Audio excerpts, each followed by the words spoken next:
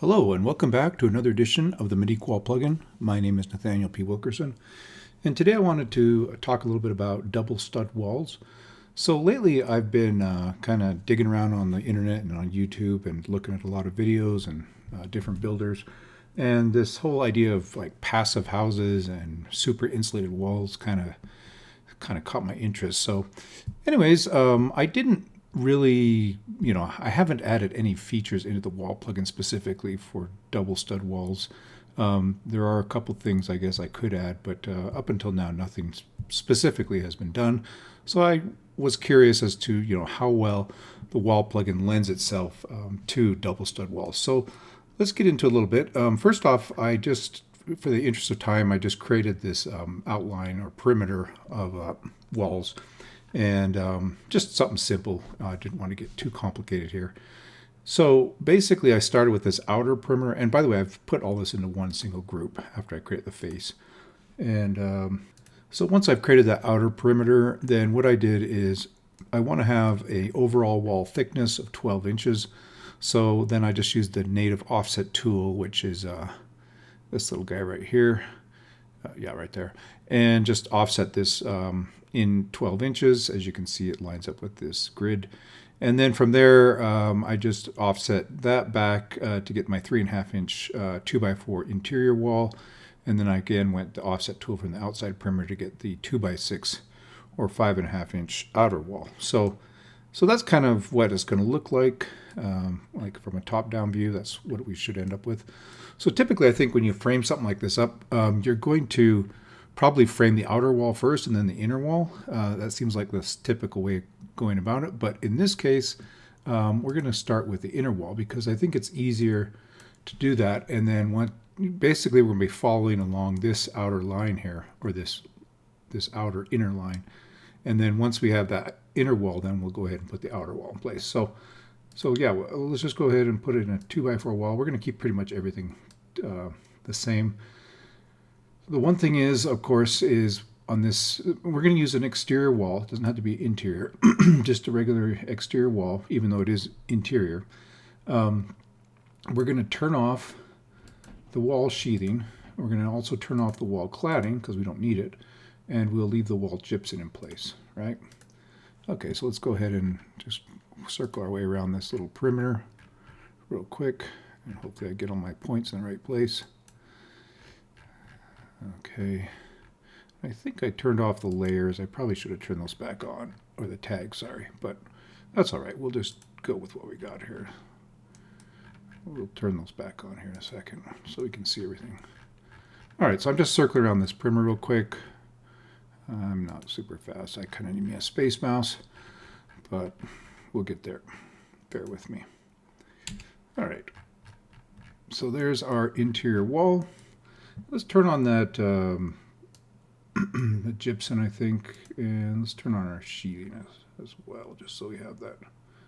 And we can see that what we have on and what we don't have on. Okay, so there's our interior wall. So now let's go ahead and hit this again, but this time we're going to go with a 2x6 outer wall and come down here. And now we're going to turn the wall sheathing on. I mean, we could get really crazy with rain screens and everything else, and you may want to do that for something like this. But for the purpose of this video, we're just going to use our typical sheathing and cladding, and then we'll turn off our gypsum. Okay, so hit update on that, and then let's start here at this corner. Doesn't really matter where we start, but we've got to start somewhere, and we'll work our way around this perimeter one more time. Okay, so you can see we're creating our exterior wall and just about got it. Let's zoom in and out with my mouse here. Okay, make sure you get that corner lined up good right on the outside framing. Okay, so there we go. So we have now our interior and exterior walls.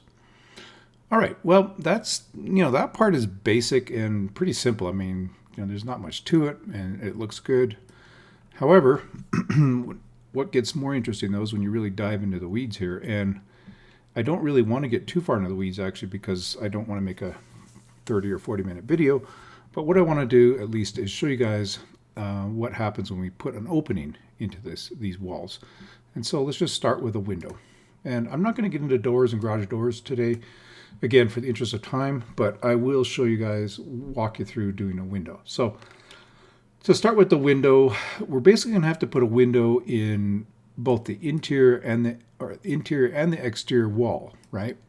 So really, it's two different walls with two different windows. But with the windows, if we notice here, we've got these advanced options. So on the exterior one, obviously we want to install the window. We want the exterior trim, but we don't want the interior casing. So we'll go ahead and turn that off. I'm going to hit update, and then I'm just going to go ahead and put that wall in there, or window, sorry. Okay, so you can see now, obviously we need to put the window in this one. So let's just flip around here. And I mean, we don't have to, but let's go ahead now. So now I'm going to change that header because I don't need a 6x6 header and a 2x4 wall. I'm going to go just with a simple flat 4x2. And then, so now we're going to basically flip the options around. And you know, probably if I was doing like a whole house, I would do all the exterior windows first, and then I would go ahead and run all the interior ones, because otherwise you're going to be swapping back and forth with these parameters, just, you know, for sake of efficiency. So in this case, we do want the interior casing turned on. So let's go ahead and hit update on that. And there we go. Okay, so now it looks like we've got everything lining up pretty well. We'll get to the window with the casing and the trim here in just a second, but first, before we even do that, let's go ahead and turn actually on our window and turn off our sheathing and our gypsum. Okay, and our cladding. So we get lots of layers here, tags. Okay, so as far as the framing goes, everything looks pretty much okay, and we will get into the as far as the offset goes. But what you can see here is I've set up this so that now this window is the default standard size. I think it's a ½ inch less than the nominal size, right? So if we measure that window, I think it's supposed to be 3 inches or 3 feet, sorry. Yeah, so it's 2 foot 11.5, right? So it's correct, but you notice there's a big gap right here. And the reason why I have this big gap is because typically I've seen a lot with these type of double wall situations, and they're going to put in a buck. They're going to buck the window, right? So what does that mean? Well, a lot of times I'll see guys running like 3/4 inch, like subfloor plywood or OSB, wrapping the entire window, tying the two walls together. And, you know, I've actually played around with this a little bit. I was like, well, maybe I'll use my blocking tool or something. And you can do that. It's not saying you can't. But I think it's just as easy. I mean, you know, unless you really want to get accurate or particular about this, I think it's just as easy to use the native tools actually on something like this. And then just use the offset tool like right here. Let's just offset that 0.75. And this, by the way, is going to live outside of the wall assembly, at least for now. Okay, so then I'm just going to push-pull that. I mean, you can do this however you want. Now, again, I don't have any special buck option for the windows to do this sort of thing because I've never really foresaw doing double stud walls, so I haven't added it. I'm going to make that a group. And then I'm just going to come in here and throw, let's just throw OSB on it. Okay, so there's our window buck. And you can see now we've got the typical 1/4 inch gap or shim gap all the way around, and it looks about right.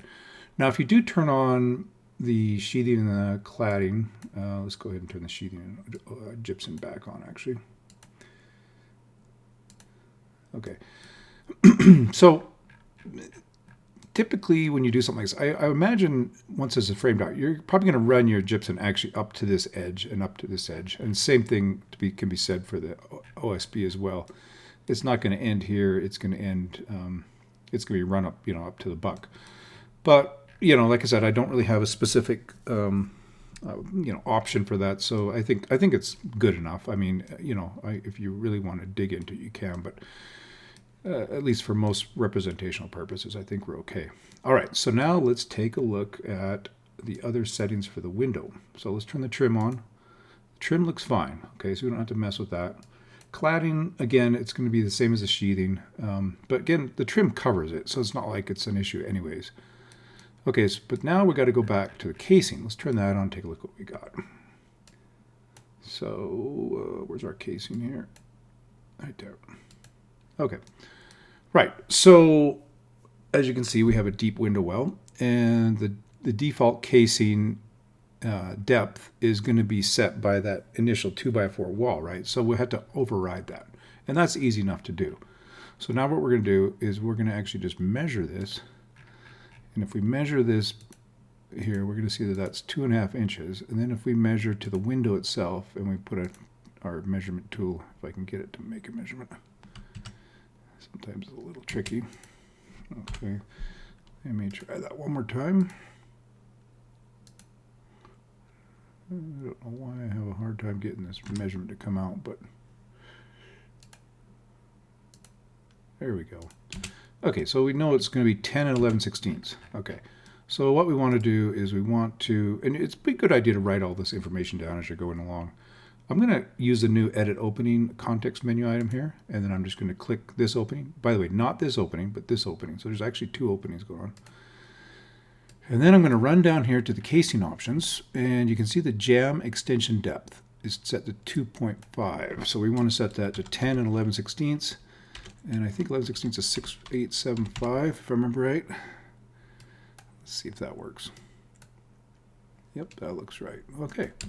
So now we've got the casing extended out to where it needs to be to close up that gap, and that looks all like it should. All right, so there is our typical window well. Now again, if I was doing multiple windows, I would probably do all the exterior window openings first.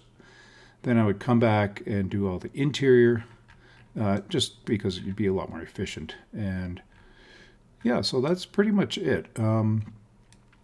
Let's see, one things I did want to mention though. So in order to get that proper gap, that additional gap between the actual window unit and the framing, so that you have space for that the window, the 3/4 inch buck, let's go into the options here, the global settings actually, and under Windows tab. And I want to show you guys what changes I made to make that so that by default is going to be right. So there's 3 parameters here specifically that you're going to need to change.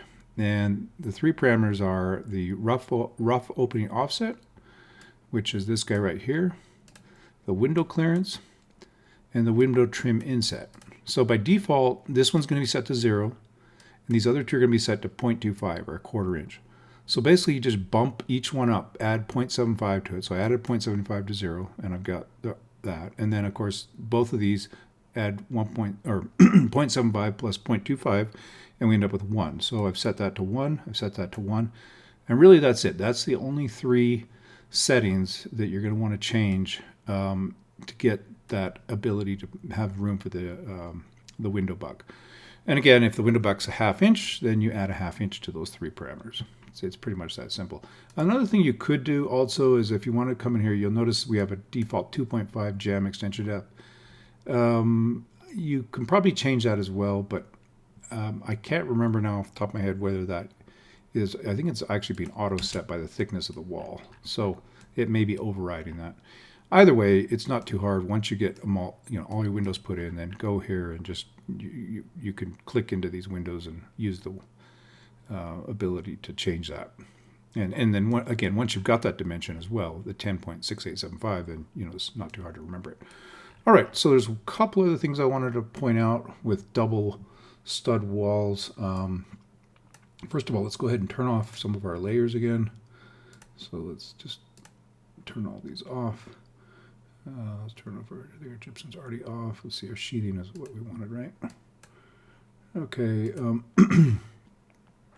and our casing, let's turn the casing off.